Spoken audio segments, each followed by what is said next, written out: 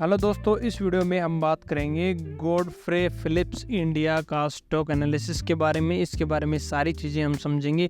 Company करती क्या है, कंपनी का बिजनेस क्या है, इसके अलावा कंपनी के फंडामेंटल्स, मतलब कंपनी का रेवेन्यू, कंपनी का प्रॉफिट, कंपनी के important ratios, P ratio, stock महंगा है सस्ता है, सारी चीज़ें हम एक एक करके डिस्कस करेंगे जैसा कि हम हर वीडियो में करते हैं। तो ये गॉडफ्रे फिलिप्स इंडिया कंपनी है भैया। आज के दिन, ये आज तारीख है 6 सितंबर को 12.5% ऊपर क्लोज हुआ है। और इसका अगर हम देखें एक साल का रिटर्न, तो पहले हम इसके रिटर्न्स देखते हैं, फिर समझेंगे कंपनी के बिजनेस को, कंपनी एक्चुअल में क्या करती है, और फिर फंडामेंटल और अभी इसका बोनस का भी न्यूज़ चल रही है वो भी हम डिस्कस करेंगे। ठीक है, तो अभी हम इसके चलें अगर चार्ट में, तो देखिए एक महीने में इसने सिर्फ 72% का रिटर्न दिया है। सिर्फ एक महीने में पिछले 72% का रिटर्न।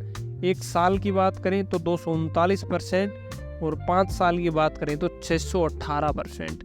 मतलब कि 5 साल पहले अगर आपने 1 लाख रुपए भी डाला होता तो वो लगभग 7 लाख रुपए आपके यहाँ पे हो जाते। ये तो हमने देख लिया इसका चार्ट।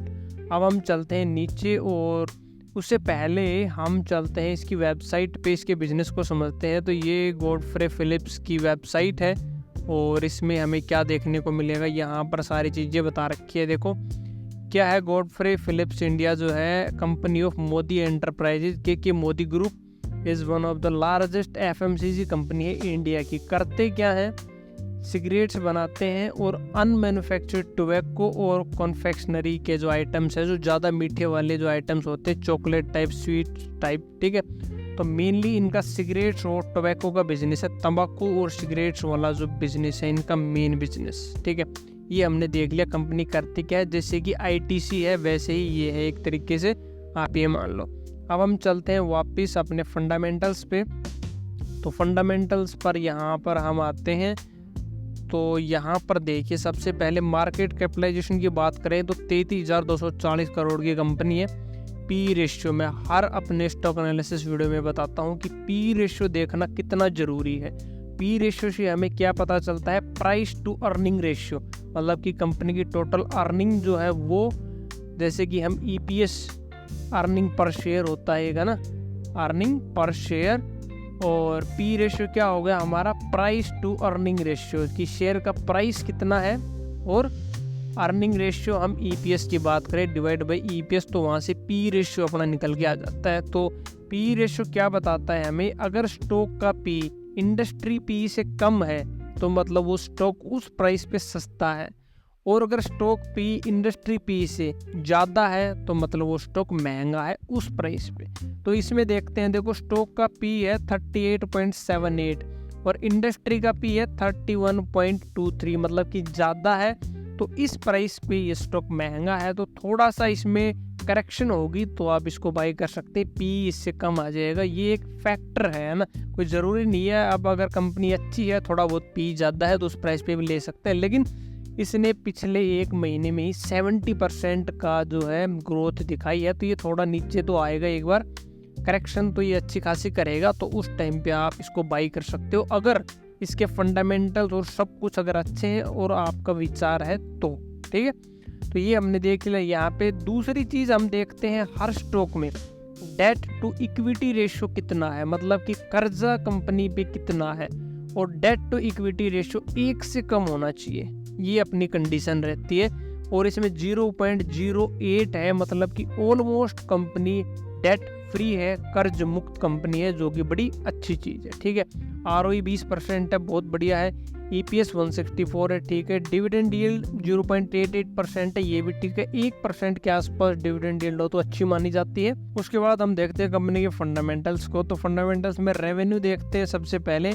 तो पिछले 3-4 साल का भी अगर देखें, चलो 22 का दे रखा, 22 से ही देख लेते हैं। तो 22 में 2,983 करोड़ का रेवेन्यू हुआ, फिर घट के 2023 में ये 2,644 करोड़ हो गया, फिर बढ़ा 2022 में 2,802 करोड़ हो गया, फिर 23 में बढ़ के 3,731 करोड़ हो गया, और 24 में फिर से इंक्रीज हो गई 4,634। तो पिछले 4 साल का देखें तो लगातार जो है रेवेन्यू बढ़ रहा है, जो कि अच्छी चीज़ है। रेवेन्यू के साथ साथ हम एक बार प्रॉफिट भी देख लेते हैं। तो प्रॉफिट की अगर बात करें तो प्रॉफिट भी यहाँ पे 2021 से देखें 376 करोड़, फिर 438 करोड़, 690 करोड़ और अब 2024 में 884 करोड़। तो प्रॉफिट भी ईयर ऑन ईयर यहाँ पे बढ़ रहा है, जो कि अच्छी चीज़ है।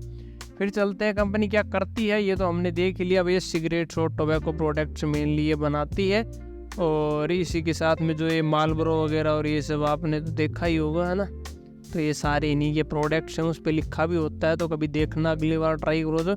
अब शेयर होल्डिंग पैटर्न एक बार डिस्कस करते हैं। तो देखिए प्रमोटर्स के पास 72% होल्डिंग है, जो कि बड़ी तगड़ी चीज़ है ना। मालिक के पास 72% होल्डिंग है, जो बड़ी अच्छी चीज़ है। रिटेल्स और अदर्स के पास 15% है, और FII के पास 10% है।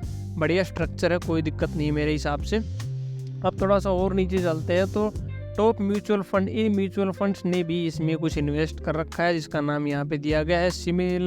सिमिलर स्टॉक की बात करें तो ITC कंपनी है, सेम इसी सेगमेंट, ये VST इंडस्ट्रीज है, NTC इंडस्ट्रीज है, ठीक है। तो ये सारे हमने बेसिक यहाँ पे देख लिए कंपनी क्या करती है, कंपनी के फंडामेंटल्स, रेशियो देख लिए। तो कंपनी P रेशियो के हिसाब से थोड़ी सी महंगी है, बाकी सब कुछ ठीक है। एक चीज़ और है इंटरेस्टिंग जो हमें देखनी है, तो न्यूज़ में चलते हैं। यहाँ पर ही अगर कुछ दिखा दे तो हाँ, ये रही इसकी न्यूज़। तो न्यूज़ क्या है भैया, न्यूज़ ये है कि बोनस अलर्ट है इसका ना, बोनस अलर्ट। तो बोनस अलर्ट किस चीज़ का है कि कंपनी जो है वो बोनस शेयर इश्यू कर रही है 2:1 में, कि जिसके पास मतलब कि 2 शेयर इश्यू होंगे जिसके पास 1 शेयर है ना।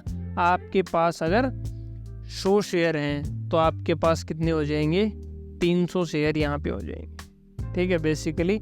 तो ये 20 सितंबर को बता रहे हैं, तो उसके हिसाब से भाई बोनस शेयर इश्यू होंगे। तो बोनस शेयर का अगर आपको नहीं पता, तो उसमें वैल्यू आपके शेयर की नहीं बढ़ेगी, आपके पास शेयर क्वांटिटी बढ़ जाएगी, लेकिन प्राइस उसी हिसाब से एडजस्ट कर दिया जाएगा, तो फिर वो ऑलमोस्ट वही हो जाएगा। इससे फ़ायदा ये है क्योंकि शेयर की वैल्यू 8,000 के करीब जाने वाली है, तो छोटे इन्वेस्टर जो है वो इसमें पार्टिसिपेट नहीं कर पाते, इसलिए जो है बोनस वगैरह इशू किए जाते हैं कि रिटेल पार्टिसिपेशन यहाँ पे बढ़ जाएगा, तो लिक्विडिटी जो है वो वॉल्यूम जो है वो बढ़ जाएगा, तो इसलिए ये किया जाता है मेनली। दूसरा, इन्वेस्टर्स को फ़ायदा ये है कि भैया डिविडेंड मिलेगा ज़्यादा, है ना। तो आपको डिविडेंड जो है शेयर के अकॉर्डिंग मिलेगा, तो उस हिसाब से आपका डिविडेंड यहाँ पे बढ़ जाएगा। तो ये था भाई गोदरेज फिलिप्स का अपना स्टॉक एनालिसिस। आई होप आपको पसंद आया होगा, और कोई भी डाउट है तो आप कमेंट सेक्शन में पूछ सकते हो। और आपका क्या विचार है, क्या आपके पास अभी आप गॉडफ्रे के शेयर्स होल्ड करते हो या फिर नहीं करते हो, कमेंट्स में ज़रूर बताना। और IPO और शेयर मार्केट से जुड़े ऐसे वीडियोज़ के लिए चैनल को अगर अभी तक सब्सक्राइब नहीं किया है तो ज़रूर सब्सक्राइब करना। मिलते हैं अगली वीडियो में एक नई अपडेट के साथ।